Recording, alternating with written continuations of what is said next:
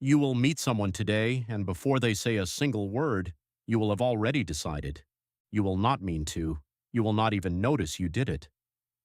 A face appears in a doorway, on a screen, across a crowded room, and something inside you quietly files it under one of two headings: safe or not. And from that moment on, everything they do will be read through the verdict you reached in less than a second. You think you judge people by what they say and do, but the real answer is far stranger, because the decision was already made before they had the chance to do anything at all.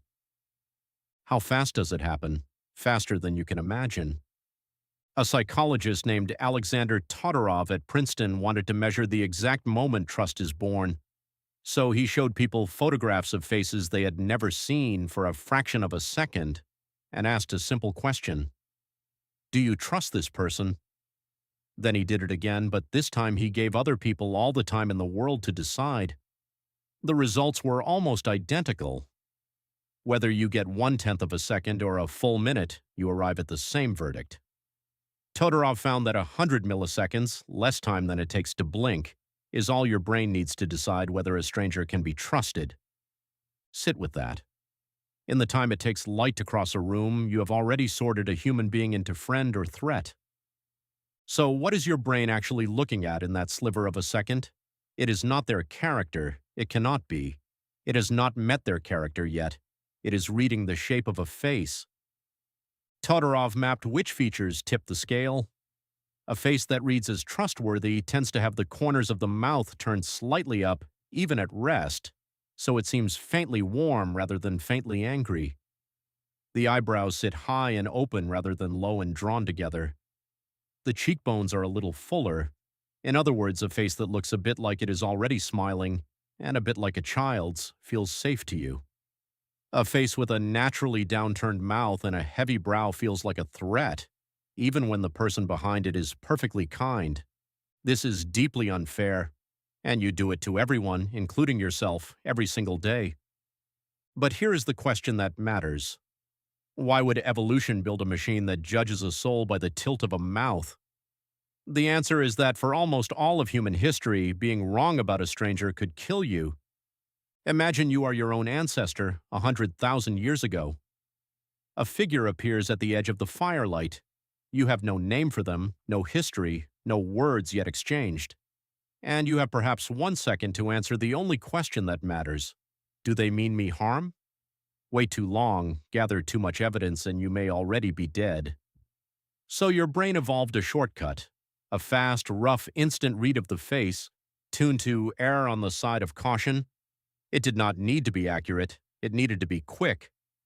A brain that guessed fast and lived was passed down. A brain that deliberated carefully and died was not. You are running that same ancient program right now in a coffee shop on a video call, swiping through faces on a screen. The predator is gone. The snap judgment remains. And it goes deeper than the face, all the way down into your blood. In 2005, a team of researchers led by Michael Kosfeld and Ernst Fehr ran an experiment that sounds almost impossible. They had people play a trust game, where you must decide how much money to hand to a stranger, not knowing if that stranger will repay you or simply keep it all. It is a pure measure of trust with something real on the line. But before the game, they gave some players a tiny nasal spray, not a drug in the ordinary sense, a single hormone your own body makes, oxytocin, and the people who inhaled it trusted the strangers dramatically more. They handed over more money to people they had every reason to doubt. Think about what that means. Trust is not only a judgment, it is a chemical. A molecule your brain releases when you feel safe, when you are touched, when you belong, and that same molecule can be turned up until you trust a stranger you should probably question. So when you feel that warm, unearned pull toward a person you just met, that is not always wisdom. Sometimes it is chemistry. Your body has decided to open the door, and it sends the feeling of trust down to you like a message from a room you cannot see. Now, which door does your brain check first? You might assume you are sizing up whether a stranger is smart, capable, impressive. You are not. Not first. The psychologists Susan Fiske and Amy Cuddy spent years studying how we form impressions of other people, and they found that we judge strangers along two great dimensions. One is competence. Are they capable? Can they do the thing? The other is warmth. Do they mean me well? And the order is not equal. Warmth comes first. Before you decide whether a stranger is good at anything, you have already decided whether they are for you or against you. Competence, they found, only matters once warmth is settled. A brilliant person who reads as cold makes you uneasy. A warm person who fumbles makes you protective. You are at heart still that figure by the fire, asking the oldest question first, friend or threat. And this is where the story turns because your ancient trust machine has a flaw, and the modern world has learned to pick the lock. Your snap judgments, remember, are not measuring the truth. They are measuring a face, a tone, a warmth. And a face, a tone, and a warmth can be performed. The researcher David DeSteno, who has spent his career studying the real signals of trust, points out an uncomfortable truth. The cues we rely on to judge trustworthiness are not reliable proof of it. They are just cues. Which means the person best at seeming trustworthy is not always the person who is. The confidence man, the charmer, the practiced liar, these are people who have learned deliberately or by instinct to hit every ancient trust trigger you have. The soft eyes, the easy smile, the warmth that arrives before the competence. They are speaking directly to the oldest, fastest, least rational part of you, and it answers before your thinking mind can raise its hand. The most trustworthy-looking person in the room may be the one you should watch most closely, but do not walk away from this. Thinking your instincts are worthless, they are not. That 100-millisecond judgment is right often enough that evolution kept it for 100,000 years.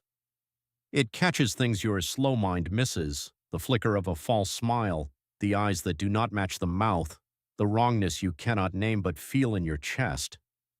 The problem is not that your instinct is stupid. The problem is that you were built for a world of 100 familiar faces, and you now live in a world of thousands of strangers, many of them designed, packaged, and lit to trigger a trust you never agreed to give. So what do you do with a machine you cannot switch off? You do not silence it, you question it. When you feel that instant, effortless trust in someone you have just met, treat it not as a conclusion but as a hypothesis. A guess your ancient brain has made, waiting to be tested by time. And when you feel that instant, unearned distrust, the flinch at a heavy brow or a flat voice, hold that just as lightly, because somewhere out there is a good and gentle person wearing a face that your fire-lit ancestor would have run from. They deserve better than your reflex. And so, quietly do you. There is something almost tender in all of this. Every day, billions of people look at each other and, in less than a second, decide whether the world is safe. It is the same judgment your ancestors made in the dark, passed down through every generation that survived long enough to have you. You carry their caution in your face and in your blood.